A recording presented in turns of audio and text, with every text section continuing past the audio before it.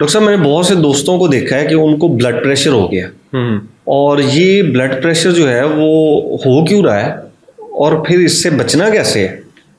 देखिए जी, blood pressure basically खून की नालियों की तंगी की वजह से हो जाता है। उसमें यह है कि दो तरह के ब्लड प्रेशर लोगों को, हाइपरटेंशन दो तरह की होती है। एक प्राइमरी हाइपरटेंशन होती है और एक सेकेंडरी हाइपरटेंशन होती है। जो प्राइमरी हाइपरटेंशन है उसको इडियोपैथिक हाइपरटेंशन कह सकते हैं। जो मेडिकल की ज़बान में इडियोपैथिक का मतलब होता है ऐसी चीज़ जिसकी वजह कोई एक वजह समझ में ना आ रही। तो जो चीज़ इडियोपैथिक है, जिसकी कोई वजह आपको एक समझ नहीं आ रही, उसको आप क्योर नहीं कर सकते, उसका आप इलाज नहीं कर सकते, उसको आप सिर्फ कंट्रोल कर सकते हैं।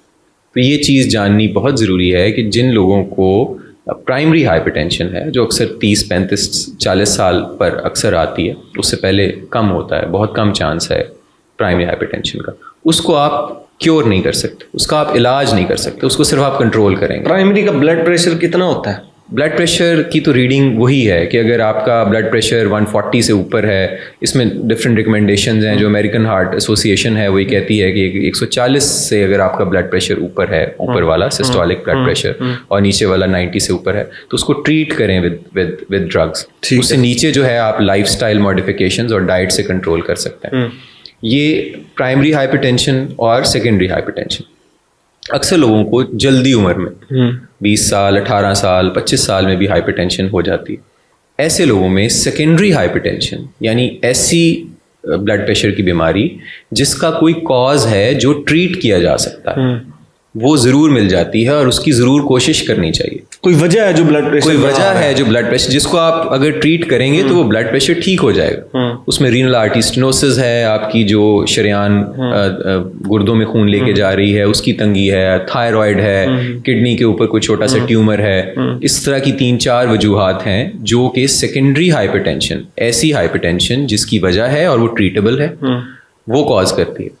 तो जिन लोगों में यंग यानी 20-25 साल के या 18-19-20 साल के लोगों में ब्लड प्रेशर आ जाए तो उनको सेकेंडरी हाइपरटेंशन का अपने जहन में रख के उसका वर्कअप कराना चाहिए। प्राइमरी जो है मतलब वो इस तरह है कि कुछ लोगों को कभी ब्लड प्रेशर ऊपर हो जाता है और कभी नीचे हो जाता है। हाँ जी। वो क्या है? कभी 130, 35, 40 पे चला गया, हफ्ते में एक दिन ऊपर चला गया, बाकी 5-6 दिन नीचे रहा।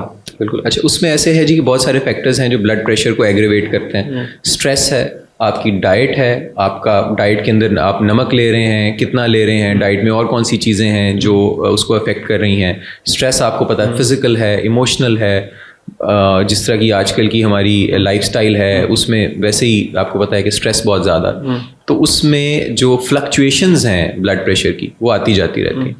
इसमें ये होता है कि जब हम किसी मरीज़ को ब्लड प्रेशर की दवा तजवीज़ करते हैं तो हम उसे कहते हैं कि उसके घर में ब्लड प्रेशर का अपरेटस होना चाहिए। ठीक है। और ब्लड प्रेशर जब वो दवा लेने लगें, स्पेशली पहले 2 हफ्ते में जब उसने ब्लड प्रेशर की दवाई शुरू की है, तो उसके पास ब्लड प्रेशर का अपरेटस होना चाहिए और किसी एक को घर में वो ब्लड प्रेशर लेना आना चाहिए।